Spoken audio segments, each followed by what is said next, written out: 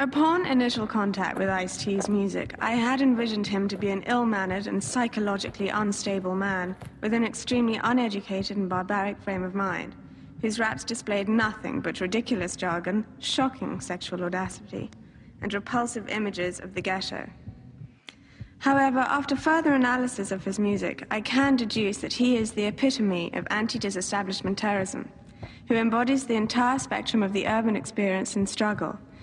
But to make things more plain and simple to the layman, I find Ice-T to be the dopest, flyest, OG pimp, hustler, gangster player, hardcore motherfucker living today.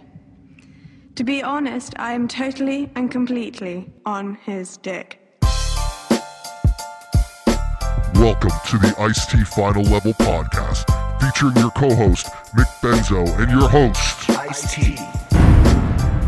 Hey, yo, what's up? This is Final Level Podcast number 14. Mick Benzo, we are live on the Mayhem motherfucking fest. How did you manage to hook this up, man? Man, check it out, man. You know what happened? You missed out on two of them because you've been working really hard, man. Yeah, we've been out here on the road. And people been asking, so I talked to the production crew, and they said, you know what? We can give you guys a booth. Plus, there's a lot of bands out there that y'all guys can actually interview, so this is what we're going to do today. We're going to get that to y'all tonight.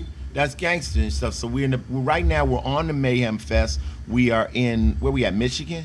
Yeah, Detroit. Now you know I'm on tour because I don't know where the fuck I'm at. We're in Detroit. And we got a couple of the bands that that we made friends with out here on the tour. Next to us, we got lead singer from Upon a Burning Body. They out of Texas. Okay. And then we got the lead singer from El Nino. Who's that? Christian from El Nino. What's up, everybody? So these were the two bands that we scooped up just on the way to production. We've made friends with lots of people out here. The Upon a Burning Body guys, they got a crazy set. When I first saw these motherfuckers dressed up like a boy band, I was like, who the fuck are these little motherfuckers? And you thought it was the Backstreet Boys?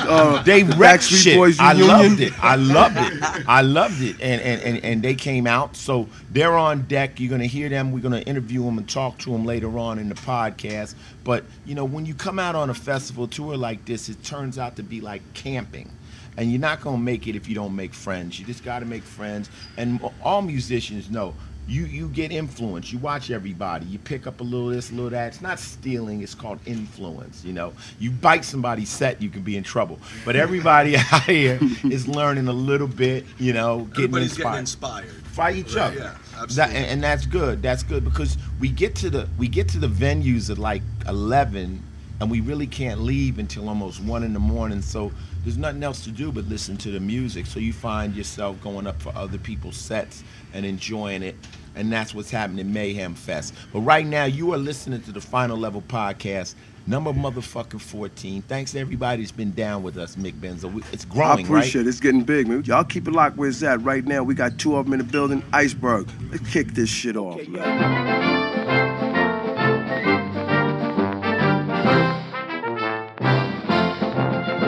This is Final Level Podcast number 14, and this is sports. Oh, shit. My nigga Carmelo Anthony stayed with us in New York, man. Carmelo stayed with New York. LeBron is going back to Cleveland.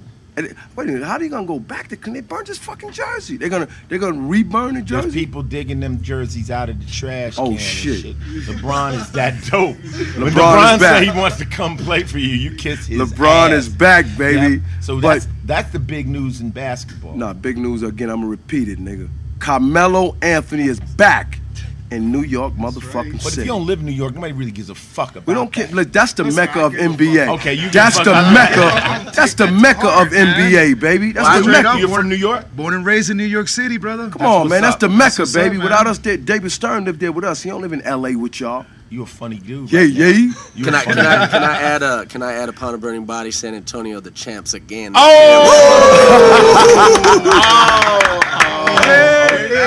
Good one. They just shut the whole conversation down. I ain't San mad at Antonio. you. Then he shut us down. Hey, but you know what? On another note, we weren't able to really comment because we were traveling. Our bus was breaking down and shit out here, so we didn't get to do the podcast. But let's speak on the World Cup. Oof. The World Cup. Well, I said whoever beats the U.S. would win the whole thing. Oh, that's what you said. That's what I said. And why didn't we bet on that?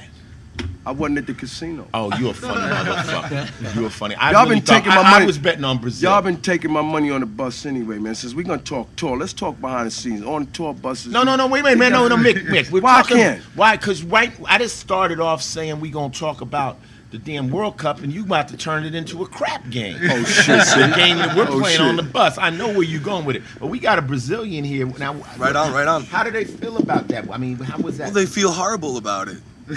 You know, a lot of people are probably going to lose their lives over it. Because y'all did decapitate a motherfucker down there, right? Y'all did cut the Y'all known arms for and the doing legs that. off. And a head. It happens. I heard you guys did that too, though.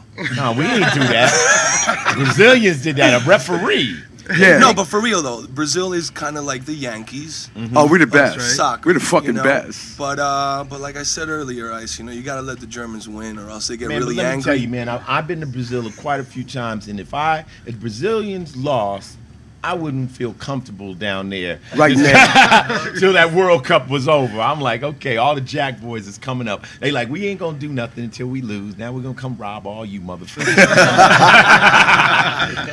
But but it was a great World Cup. I mean, I think I got more into soccer or football. No, I did too. This year than ever. I never really paid too much attention to it, but like you said, we spoke on this before because we don't play those kind of games on our block, so we don't think we're supposed to watch those kind of games. That shit was dope. Yeah, that's dope. And it's the biggest, most popular sport on earth. Yeah. So, United States, we got a lot of arrogance about us. We think we on top of everything, but obviously we're not.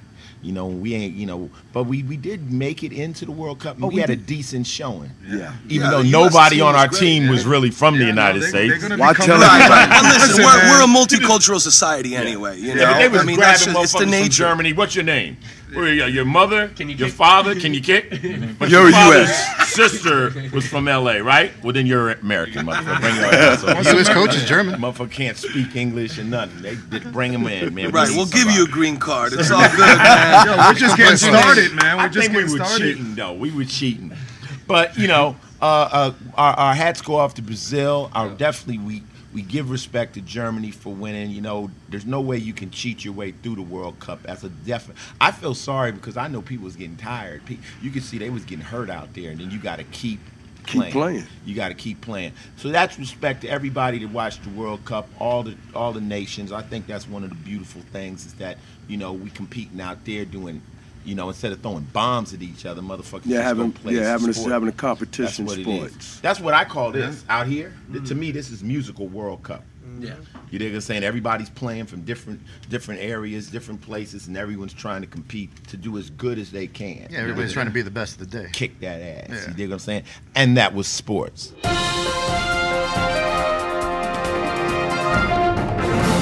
Okay, this is Final Level Podcast number 14. What's happening in the news? Oh shit! You heard about the plane? Yeah. No, this man, I heard the Russians shut that down. Ain't that a bitch? The Russians shooting shit out the sky? Passenger planes? First they said it was missing. Unbelievable. Then they claimed they said it was shot down. Yeah. By the, and that was the another Interior Malaysian Minister's plane. Facebook. So don't know the credibility of Facebook. Yeah, we don't do gossip, but the plane is definitely on the ground. Oh yeah, and it definitely got shut Now down. this is the same airlines, Malaysia. Malaysia. I don't think I ever want to ride Poor that. country, poor. That's what I don't think I'm riding I that. don't think they're gonna be existing pretty soon. So what Who does wants that to fly say about the Malaysia other one? Do you think it got shot down too?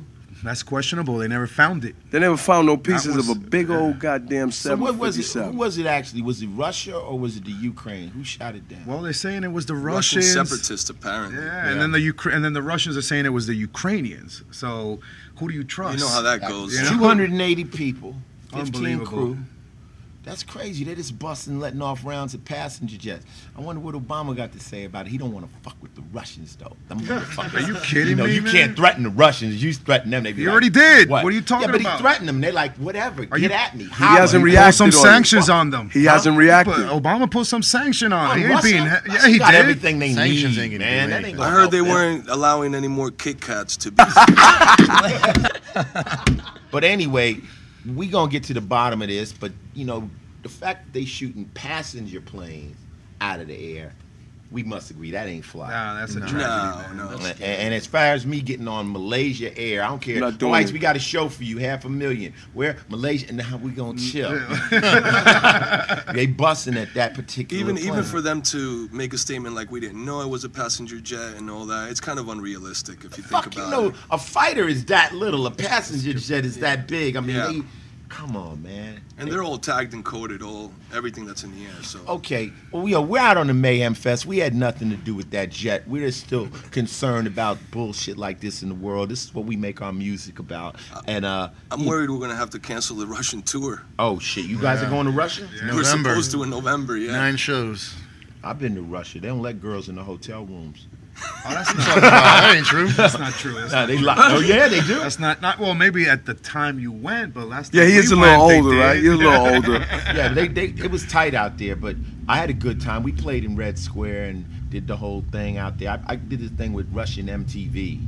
It was weird, but it was cool. The The people, Russian fans, the kids, They're you know, crazy. they know what time it is. You know, So they're that's in the the problem now. with politics, right? It's like we could be at war with somebody, but if you meet the kids are cool. That's Very the cool. difference. Especially with the internet. And there are probably some listening right now on the Yeah. podcast. Yeah. Kids don't care about the politics. They just want to see their favorite band. Exactly. And I just had one write to me, asked me a bunch of questions. He threw in, "What do you think about Ukraine?"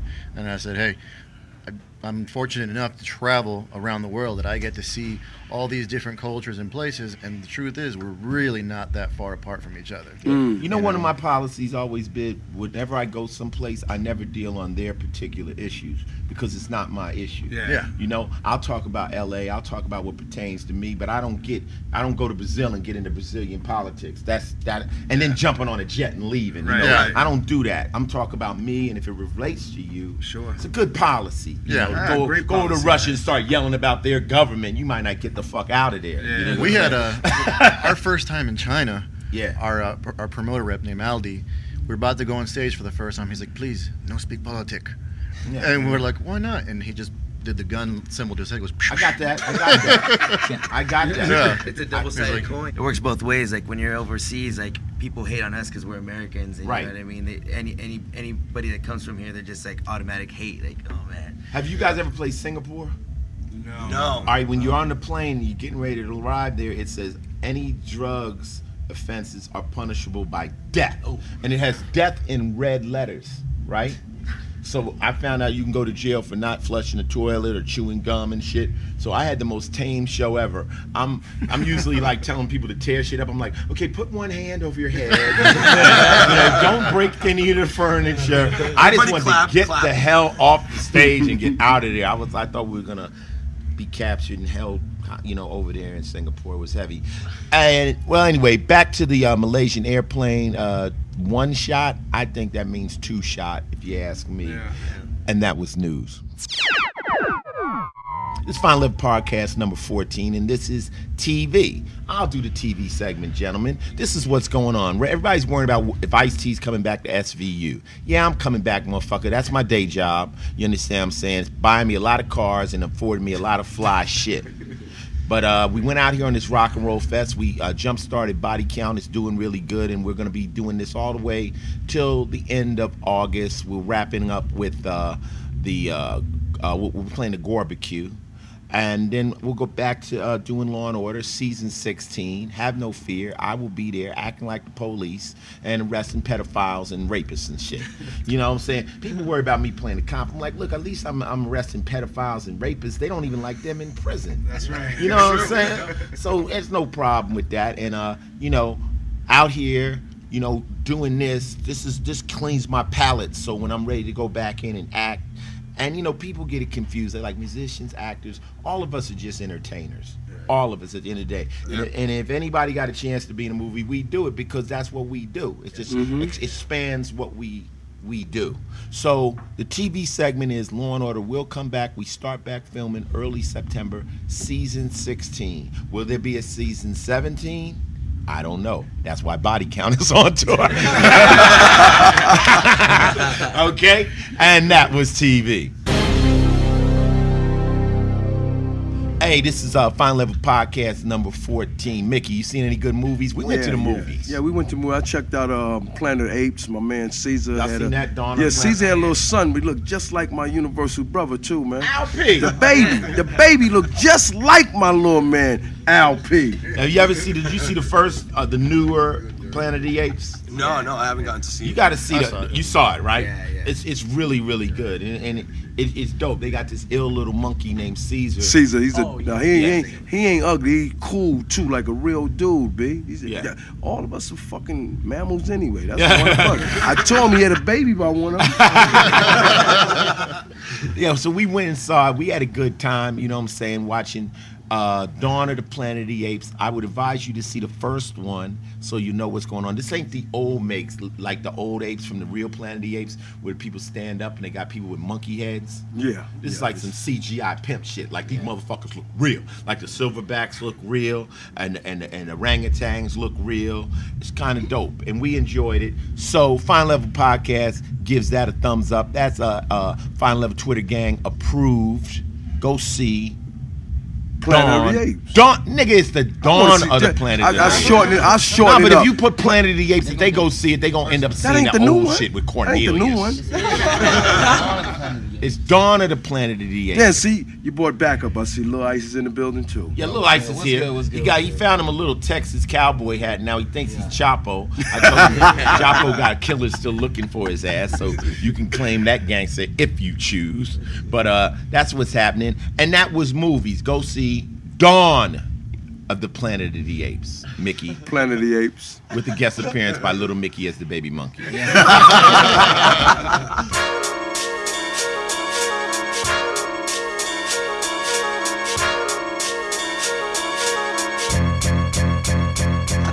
Okay, this is Final Level Podcast 14, and it's music. And this music segment will be brought to you by the Rockstar Energy Drink Mayhem Festival. Sitting with us today, we have Il Nino, a band that seems to be multicultural, coming from every Latin corner of the globe. And then we got our friends, you know, Upon a Burning Body, who the first day I realized these motherfuckers was crazy. So now we're going to interview each other. Let's start with Danny from Upon a Burning Body. Can you tell us a little bit about the band? Well, we're from San Antonio, and we just all started originally from separate bands, and they weren't working out. We did this for fun. We hit our first show, and people went nuts, and we all kind of took a step back and said, "Wow, why don't we just do this then? Because this is already better than anything we've ever done." So we did it, and a couple years later, here we are now. Now I was asking the guy from Cannibal Corpse, because he left the band. What happened to your other bands when you guys all left? How did they feel about that? And we just didn't even look back. Wow. It's a dog-eat-dog world. There's another band back there saying, I used to have a lead singer, but I used to have a guitar player. No, we're still friends with everybody. They understood, cool. and they were, they all support us, and they're proud of what we did, what we've done. Okay, well, I know you guys, you had the same producer as I did on the Body Count album, Will Putney. Right. This is your third album? Coming out the third, August 12th, The World Is My Enemy Now. The World Is Your Enemy Now. Yeah. The whole world, even me? No, you're safe. I'm safe. Maybe I'm safe with you. You know what it is? It's like, when I deal with bands, every band has kind of like a philosophy. Right. You know what I'm saying? So if you're dealing with death metal, they might be trying to scare you. What's Upon a Burning Body's overall philosophy? I think it's just realism. It's just real raw emotion in places that I've been, and places that you don't want to be in. That when you do go through them, your way out is expressing them however best you can. And our way of expressing it is through music. And the things that I say on the record are the reality of the bad places that I've been in the last couple years. And then the band comes into play, and we've all been through some hardships and really bad times. So everything that I say in the record is just real, and that's what's so special about this record, is we're able to showcase that. Before it was kind of movie themes, and we played off that stuff and kind of got our foot in the door that way, but this one is just It's personal. Stamp of realism. Yeah, It's personal, and Very. I noticed that you guys really represent where you're from. Is that a big part of letting everybody know what Texas is happening? it's a big deal for us. I mean, I think a major key player in that, influencing us to do that, was Pantera. They said where they were from to the max, and the way they laid it down was larger than life. So we grew up with them and well, listening to them, and so when we decided to do what we did, it was just automatic, like second nature to just say this is where we come from and this is the type of people that we represent. Well, Iceberg, I look at that like the hip hop guys. I was be gonna doing say like that. the Terror Squad or you know, Cash Money Millionaire. They want you to know where they're from, what clique they are. I think that's pretty dope. Rock is just the same as hip hop, man. It's very just loud, hip hop, just louder music. I always tell people, usually a band is a cheerleader for somebody. You know, you're a cheerleader for your neighborhood, your community, or a mind bank of people. You promote what they think. But I'm up here in Michigan watching them sing Deep in the Heart of Texas. That's dope. Yeah. That's dope. Yeah. It's insane to see that. I mean, we go to Japan, we go to anywhere, and they do the same. Now, your music doesn't sound like Pantera, so what were your influences? It's a wide range. We go from classic rock to pop rock to the singer-songwriter stuff. I mean, everything just influences us. Anything that has a hook is good to us, you know what I mean? And we use that, and then we just play off of like I said, raw emotion, and the way we feel is the way our music just comes out. Well, there's a lot of probably Burning Body fans out here on this podcast because we got a lot of listeners, so I know some people are probably freaking out like, he's talking. Let me ask you a question. I'm going to just ask questions because I'm not as familiar. I'm becoming familiar. What do the ropes represent when you come out on your wrist?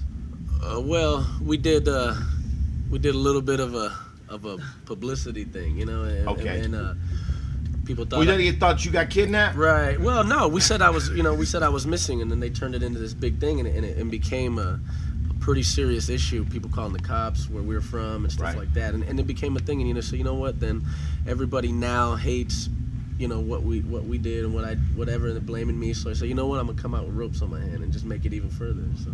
They don't hate you. They hate you because you fooled them. You know, you had it. They love it. This is all at the end of the day entertainment. That's what I thought it was. What would have hurt them if something really had to happen to you? Right. So you cried wolf once. So when you do get kidnapped, that's when you're gonna feel it. Fuck him. He's playing with us. That didn't happen. We were hoping that it was a hoax because we love this band. We love these kids. They've actually opened up for us back in the day when they were just a young band. Right. And we're just happy that he was alive. So you thought it was real? Well, I was nervous about it. You know, Christian actually even tried calling him. For a moment, it was real. I even left a message on his cell phone.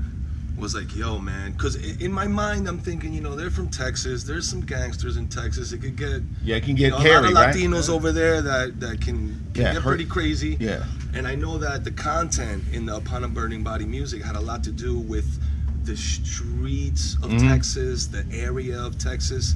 For a moment, y'all real close to them cartels down there. You know, I thought some gangsters were like, you know what, they shouldn't be talking about this, or maybe they disliked one of the lyrics or something. It can happen. But I was glad to hear that you were right. Yeah, we were celebrating. No. You know what? The name of the record was made, and we wanted to do this, kind of thing to help promote it. It did, but you can only fake a death once. It's kind of second time. You know, nobody ain't looking for you. It's fucked up. But you know, like talking about the lyrics, I always had to be cautious in my music, especially with the gangster rap, that I didn't dry snitch on somebody or say somebody or use a name or get too close to the truth. Right. Because you're dealing with real shit. Yeah. You know, even giving away game, like how things are done. Somebody be like, yo, man, we're still eating off that. Well, you see that happen to Donald Goins. The books he used to write, they actually came in his house and shot him. Yeah. Because he was putting a lot of the game that was happening on the streets, and they didn't appreciate it. You got to tread lightly, especially if you're dealing with real shit. You got to know what, you know, you got to, hey, we're banned. This is what it is, you know. But, God bless you here. Yeah, thank you. And stuff. And then right next to him, we got El Nino. Now, you know, how do I find about you guys? I hear you screaming and shit while I'm running around, and all of a sudden my son's like I'm drinking with him. You know? So that's impossible. We don't drink, man. Yeah. Well, my son's mom's is Mexican, so he's black and Mexican, so he can't go to jail. He can't go to jail because he can't. What car is he gonna be with? You know what I'm saying? In jail, the Mexicans and blacks can't fuck with each other, so he's fucked. So that's why I'm gonna keep him out of prison. That's enough, you know. But you know, tell us a little bit about the philosophy and, you know, the makeup of your band. We're a multicultural band. You could call us Latin metal or culture metal, I suppose. and we blend a lot of native rhythms and native guitar strumming and stuff like that. You got a percussionist up there with you, right? Yeah. We got a badass percussionist. Yeah. That's what I say. You got congas and all kinds of shit. It's a lot of cool rhythmic stuff. You know, it comes from all over the world. It's not necessarily just a one-way Latin thing. Mm-hmm. It's a little bit of South American tribal jungle kind of groove. Right. A little bit of Caribbean aggressive conga flavor. Right. And some flamenco guitar strumming, which Diego is. He's pretty badass. Flamingo. Turned into the flamingo guy. So does he's the flamingo dance up there? He's the flamingo guy. I might tap my toe a little bit, but that's as far as it goes. Work. No, man. And that's that most pimped out dance in the history of the world. That's how babies are made. The flamingo, man. You can't do that. You can tango, but you can't do the flamingo. That's that shit. No, but we hit it with all rhythms from Afro-Cuban to Dominican merengue to Puerto Rican salsa rhythms. We sneak them in there, and people. It's like heavy metal you can dance to. But you know what? One of the things I've always come with my music is, especially Body Count, is them trying to give it a name. Like, is it metal? Are we punk? Are we New York hardcore? You guys are just Body Count, man. Yeah, and that's why I like to leave it, because if I feel like going off on a funk tangent, I'm gonna do it. I don't want to be locked into where I'm like, okay, everything got to go chung chung chung chung chung chung. Yeah. And metal is gone in a lot of different directions. I mean, is corn metal? No, corn is like funk. Yeah. So I think those names kind of throw us off. There's too many subgenres of everything. Just Right. It's music. It's music. Yeah. I mean, we always kept one foot in the underground and one foot in the world to survive, you know, Right. because we also enjoy radio music, you Right. know. We like rhythms and melodies. Right. So, we made it accessible for us early on in our career so that we can be more universal. Well, a lot of metal to me is like an aggression soundtrack. It's just you don't really need to hear the words. It's just music to slam into each other. It's like if you were watching Transformers, it's just music for the fight scene, And being a lyricist, you're gonna be like, okay, this is good, but I want to say something. And I got a chance to work with Slayer, and Tommy from Slayer, where he said to me, well, Ice, if I can't hear what you're saying, how can I hear what you're saying? Right. Right? And I'm sure you got something to say. And that's coming from a Latino, too. Yeah. People don't know that half of Slayer was Latino, Cuban and Chilean. Well, people don't know Slash is black. Yeah. So, right? So people they get twisted. They don't know who's who or what's what. And that doesn't matter. At the end of the day, it's music. And, we're all out here together. Yeah, but we'd like to see a little bit more color. You know what I'm saying? I mean, there's a lot of brothers out there trying to get their groove on, and they're held back by it, and we're trying to break those boundaries so that people can do the music they choose and not be judged. Well, this is what I found out, though. Would you agree on this? I think fans are far more polarized than the artists. Absolutely, I agree. I think the irony of it all is that in the metal community, the fans are polarized, but the actual musicians listen to all styles of music. Right. And they don't. The Cannibal Corpse guys listening to Barry White. Right. You know what I'm saying? And they don't know that. And so I went out on Lollapalooza back in the day. I was there. I saw that. With Butthole Surfers, Rollins Bands, 9 Inch Nails, and Jay's Addiction. And when just a simple picture with another band lets the fans go, yeah. I can like that? I didn't know. Yeah. We were on Metallica's bus. They listening to NWA. Right. So, Kurt Hammett said that one of my songs, Take It Personal, was the riff he used to make Enter the Sandman. Right? So and you didn't beat him down right there? Nah, you didn't ask him for your cut. I just took it as a compliment. He flipped it, but just even admitting it changes the world. Yeah.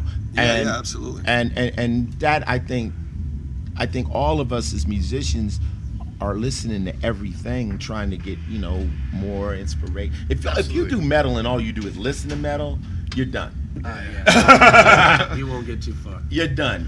And it's like painting with only one color. Huh? It's like painting with only one color. How much are you gonna get out onto the canvas? I'll tell you a quick story. We were when we had first got ready to come out, Ernie had hooked up with this guy. I won't say his name, and he was like, "Look, I got a band I want y'all to listen to. We want to open for you guys." So we're like, all right, so me, I'm like, who's gonna open for us? Fuck that, I didn't know any bands and shit. And we did the interview, and the kid yells and jumps in the air, and we took him on tour, and we did a show in New York at the Hammerstein. What was it? We did a big show at Onyx, and it was Rage Against the Machine. Yeah. Wow. Yeah, and you know, Zach and them had just started. I was like, you know, what the fuck is this? You know, Bullet in the Head. They hadn't put an album out, so they had some rough shit. But I'm like, this shit is funky and shit. Yeah. And you know, he was like MCing and yelling and jumping, and you know, and Tom Morello, his mother was like the head of some rock coalition shit. And I think Tom went to Harvard or something. It was like a weird connection, but that's how it happens. And I was like, yo, these dudes is dope, and they turned out legendary. Okay, so we got Il Nino here, not El Nino, Il motherfucking Nino here, and we've got Upon a Burning Body. I'm waiting to burn a body while we're out here on tour. Eventually, we're gonna get to that, but we're just out here letting y'all know that all this music comes from the same place, the heart and the soul, and don't put so many labels on it. You know, have the courage. What I try to teach with my set is courage. Courage. Just have the courage to say, this is me, man. Fuck you. Right. And if you got a problem with it, what I like, fuck you. I don't need you as a friend. Just do you. Don't do me. Do you. As soon as I catch you doing me, I don't even like you no more. You know, do you. Real motherfuckers respect honesty. Yeah. Period. And that was music.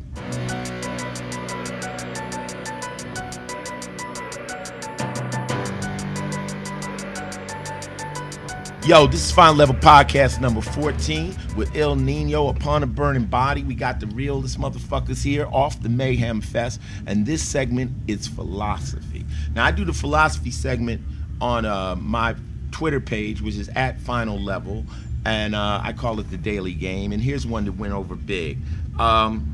You'll become productive as soon as you realize no one wants to hear your sob story, because everybody has one. And I think that people want to just tell you their problem, oh, this is that, and that, and that's not going to get it. Every human being has a sob story.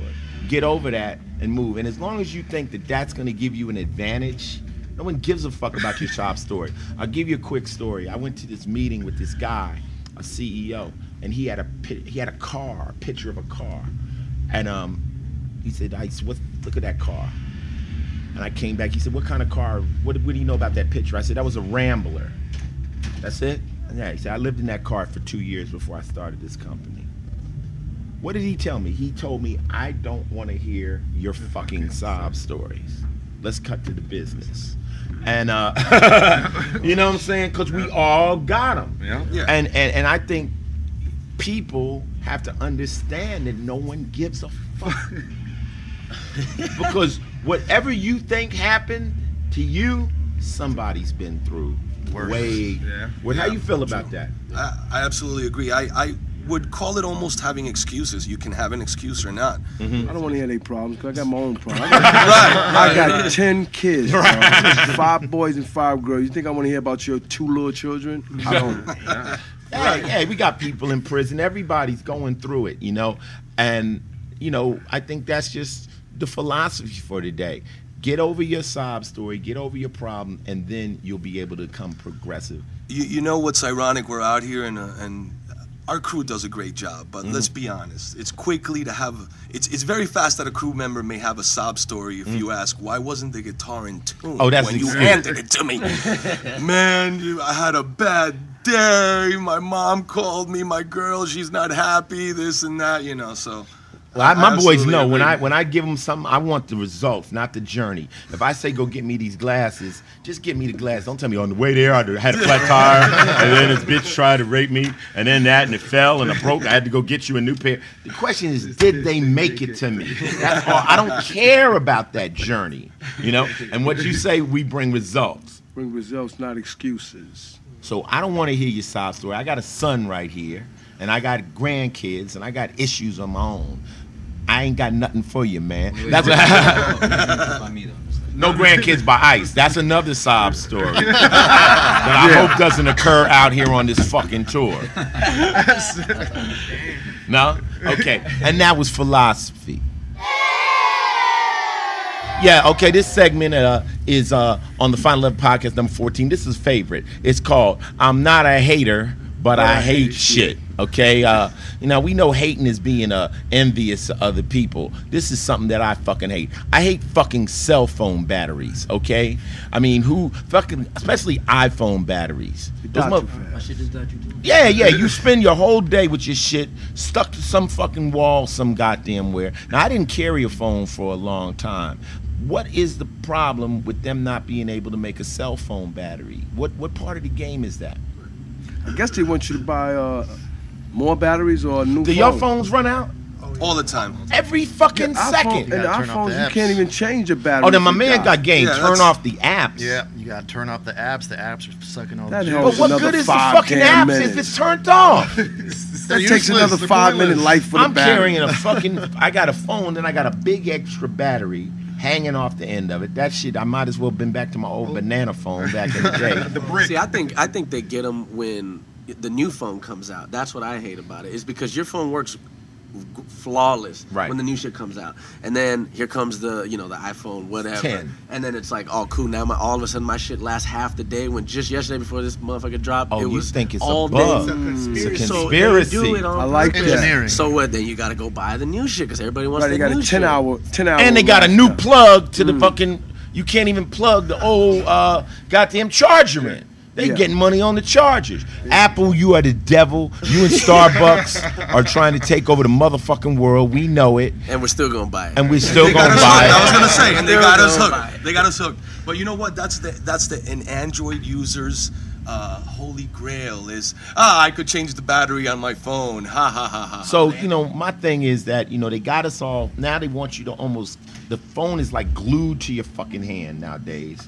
I don't carry one. I don't have mine on me. I'm old school. I miss the days where you would go home and hit the answering machine. See who called and just delete all.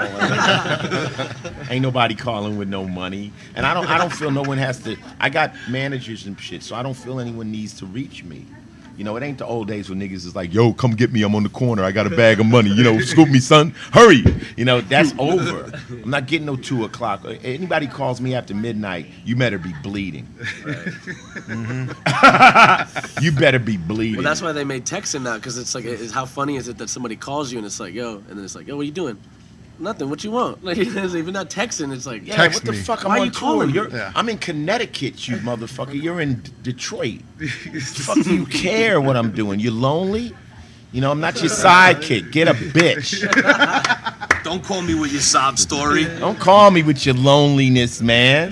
Get a bitch for that. Get a girl, man. She'll listen to that shit because they want you to listen to her. Yeah. Oh, women, man. Well, you see, it's easy to not have your phone when you got your lady with you. Yeah, that's true. I'm married, and you miss your woman. I miss my woman. I respect terribly, that. I respect that. That's why I got my phone, because Coco went away. She was in Vegas, and I used to keep my phone in my car, and I had to start carrying it because I wanted. I respect that player. Yeah. A real player respects true love. That's right all on, brother. we understand that. You know what I'm saying? And I always tell players, we done jumped on another tangent. I'm like, explain the position of the woman you're with. If it's just some chick, say it's some chick. If it's your woman, say that's my woman. That's and right. Everyone understands what that means. Yep. And motherfuckers treat her with respect. But if you come in and you don't give her that, don't say that, right. And then people are disrespectful. Well, that was your fault because you didn't put it down. Right. That's my woman. That's my baby's mom's, y'all. Okay, I got you, baby. How are you? How are you? You thirsty? We all know you can die behind that shit, fucking with somebody's woman. Okay, we're not a hater, but we hate cell phone batteries because we got to talk to our motherfucking wives, okay? We're soft guys out here on tour. And that was I'm not a hater, but I hate shit. Okay, so we're coming live from Mayhem Fest with Il Nino and Upon a Burning Body, just a couple of the bands that we're out here with. Started off, Il Nino, tell everybody where they can get in touch with your music. July 22nd, new record drops, record number 7 for us. We've been around for a while now, Till Death La Familia. It's a little tribute to the familia that has kept us alive, throughout the world, still doing this thing. And also a little play on, we took it to another level and did a whole gangster thing. That's right. And, give it a little theme for, to represent these stories of malicious intent. But at the same time, it's a tribute to the family out there. Till Death La Familia, July 22nd. Websites, Twitter pages? IlNino.com, ILLNINO.com. Official El Nino, the Twitter. Okay. Also El Nino Official Instagram, and Facebook is just El Nino, ILLNINO. I advise everybody to get involved with this band. The band has been around. They know what they're doing. They sound great. And, you know, elevate your game. Elevate your musical catalog with a little El Nino. You won't be sorry. And Upon a Burning Body, plug time. Record's coming out August 12th. It's called The World Is My Enemy Now. It's our third record on Sumerian Records. And Facebook.com/Upon a Burning Body. Instagram is Upon a Burning Body Official. And Twitter is UABB in all caps. UABB. Yeah. So I'm out here on a tour bus. I've been getting a chance to look at the bottom of some porta potties, seeing different flavors and different colors of shit. This is what I miss. This is what I live for. This is what I love. It's Final Level Podcast, and I'm out of here like I sold. You know what? Something. One more thing, brother. What? I must give you props because I admire and love what you do for your bros, you know, and in turn, people like us who are brown in this industry you open up boundaries for us. Here we are, Upon a Burning Body, El Nino, and heavy metal has gotten a little bit funky, more colorful. Funky, man. We gonna keep. And I give you props for what you do, brother, because you know I appreciate it. Open up boundaries for us all. You know. That's how I get there, man. I don't see color, man. I just see cool people and dumb fucks. That's right. That's all I see. You know what I'm saying? I judge a devil by his deeds. I don't look at people's skin color and determine whether they're going to be cool with me. You know, I got a rhyme where I say, I don't hate white people. It's a well-known fact. All of my homies got killed by blacks. You did? Right. So I check everyone out and look in their eyes and figure out if they friend or foe. But obviously you a friend. In this genre, brother, you know, it's nice that, you know, you open up and pave some ways to make people look at us the same way that you see people. We are, baby. We all musicians. That's the way to do it, brother. I appreciate it. We all musicians. You dig what I'm saying? And we all stop stealing. Except for me. I'm out. That's how I'm living. That's how I'm living. That's how I'm living. That's how I'm living. That's how I'm living. That's how I'm living. That's how I'm living. That's how I'm living. That's how I'm living. That's how I'm living. That's how I'm living. That's how I'm living. That's how I'm living.